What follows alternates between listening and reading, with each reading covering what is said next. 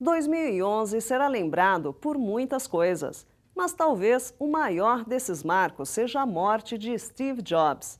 O precoce desaparecimento do genial fundador da Apple alterou para sempre o cenário da era digital.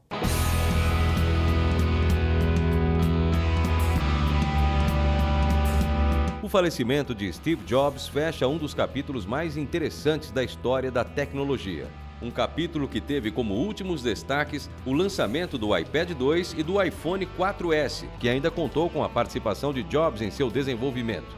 Mas essa é uma história que começou muito tempo atrás e que foi marcada por altos e baixos, idas e vindas.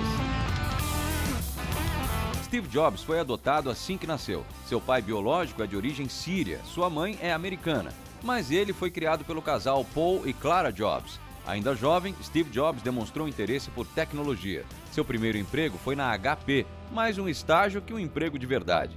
Logo em seguida, ele trabalhou para a Atari, que ganhou o mundo com um dos pioneiros consoles de games de grande sucesso. Mas a vocação de Steve Jobs não estava em áreas técnicas.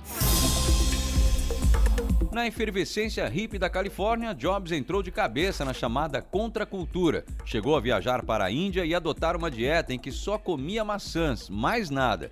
Alguém havia dito que com essa dieta ele não precisaria tomar banho. Talvez daí venha o nome da empresa que surgiria mais tarde. Outra possibilidade para o nome tem a ver com os Beatles. Jobs é fã do grupo e, como o selo que eles criaram também se chamava Apple,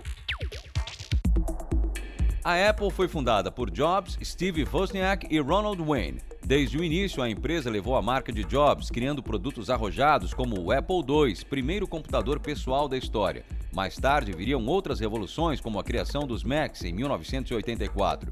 Eles foram os primeiros micros a oferecer uma interface gráfica aos usuários. Porém, pouco depois da criação dos Macs, já em 1985, Steve Jobs saiu da Apple depois de se desentender com o presidente da empresa na época. Saiu e criou uma outra empresa de computadores chamada Next.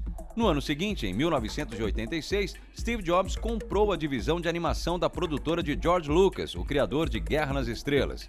Sob o comando de Jobs, a produtora ganhou outro nome, Pixar, e ganhou fama internacional a partir do blockbuster Toy Story. A Pixar fez tanto sucesso que acabou sendo comprada pela Disney, operação que transformou Steve Jobs no maior acionista individual dos estúdios Disney. Em 1996, Steve Jobs foi chamado de volta à Apple. Na época, a empresa estava à beira da falência. Jobs levou para a empresa boa parte da tecnologia que havia desenvolvido na Next. Essa tecnologia é a base, por exemplo, do Mac OS X, o sistema operacional que controla os Macs até hoje.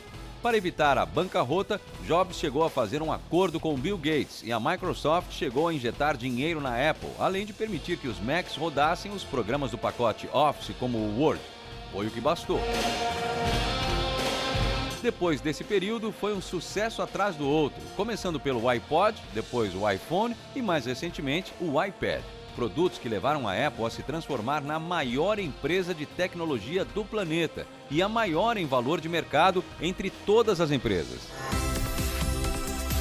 Seria uma história apenas de vitórias, não fosse o drama de um câncer no pâncreas diagnosticado em 2003. A evolução da doença levou Steve Jobs a um transplante de fígado em 2009.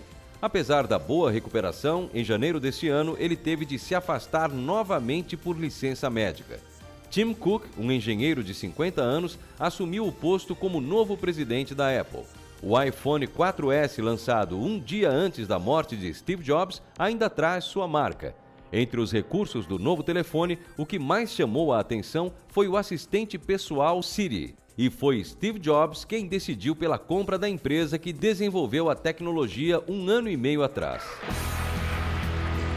A morte de Jobs representa mais que uma transição.